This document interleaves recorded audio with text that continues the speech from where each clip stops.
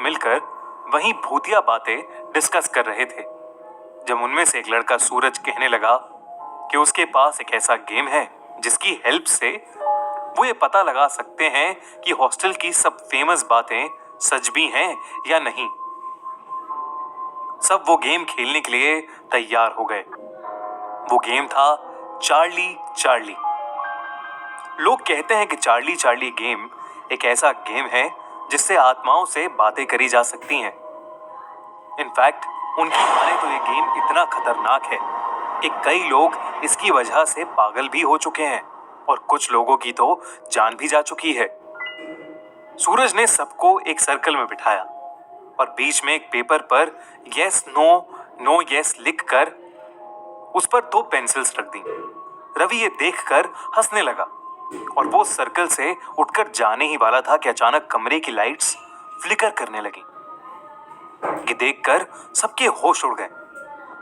तभी सूरज ने रवि से वापस आराम से बैठने को कहा और फिर सूरज ने गेम की तरफ देखते हुए कहा, Charlie Charlie are you there?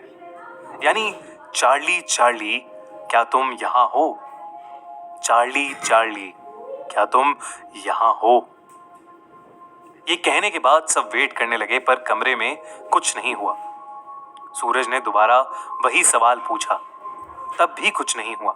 इस पर रवि ने उस गेम का मजाक उड़ाना शुरू कर दिया। लेकिन तभी सर्कल के बीच पड़ा पेपर जोर से हिलने लगा। उस पर रखी पेंसिल्स भी इधर उधर रोल होने लगी।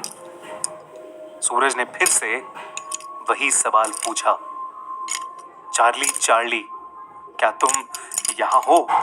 और तभी पेंसिल घूमकर यस पर पॉइंट करने लगी। सब हैरान होकर एक दूसरे को देखने लगे। इसके बाद एक एक करके सब चार्ली से कुछ ना कुछ क्वेश्चंस पूछने लगे जिससे वो कंफर्म कर सकें कि सच में चार्ली की आत्मा वहां वाकई थी या नहीं। किसी ने पूछा, चार्ली क्या तुमने आज तक किसी को डराया है? तो किसी ने पूछा, चार्ली क्या कभी तुमने किसी की जान ली है? पेंसिल घूमती रही, कभी यस पर तो कभी नो पर। रवि उस सर्कल में बैठे बैठे भी सबका और चार्ली चार्ली गेम का मजाक उड़ाता रहा। उसे अब भी लग रहा था कि सूरज सबके साथ कोई मजाक कर रहा है।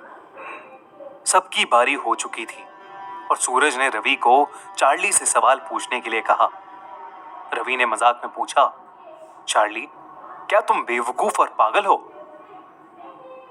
इस पर पेंसिल नहीं हिली और रवि को विश्वास हो गया कि चार्ली चार्ली गेम बकवास है और वो सर्कल से उठ गया। लेकिन जैसे ही वो वहां से उठा उसी वक्त पेंसिल घूमकर यस पर पॉइंट करने लगी और फिर जोर जोर से हिलने लगी। कमरे की लाइट्स अब और जोर से फ्लिकर कर रही थीं। सब डर के मारे अपनी जगह पर जम से गए थे। तभी अचानक से लाइट चली गई और पूरे कमरे में अंधेरा हो गया। उस अंधेरे में उन दोनों लड़कों को बस 2 चमकती लाल आंखें दिख रही थीं, जिसे देखकर वो बुरी तरह डर गए थे। सूरज ने जल्दी से जाकर लाइट ऑन की। तभी सबकी नजर रवि पे गई और सभी ने जो देखा वो देखकर सबके पैरों तले जमीन खिसक गई।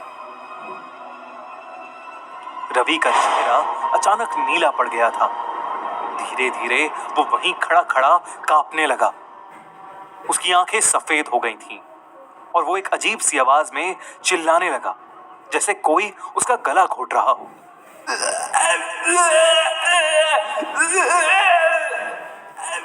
रवि की चीख सुनते ही वार्डन उनके कमरे में आ गया और तभी रवि बेहोश होकर जमीन पर गिर गया। हॉस्टल का स्टाफ जल्दी से रवि को लेकर हॉस्पिटल पहुंचा, पर डॉक्टर समझ ही नहीं पा रहा था कि रवि ऐसे अचानक बेहोश कैसे हो गया। फॉर्चुनेटली रवि को 2 दिन बाद होश आ गया, लेकिन उसे कुछ याद नहीं था। ना ही किसी का गला घोटना, ना ही बेहोश होना और ना ही चार्ली चार्ली गेम खेलना। सूरज और उसके बाकी दोस्तों ने डिसाइड किया कि वो लोग फिर से ऐसा कोई भूतिया गेम नहीं खेलेंगे।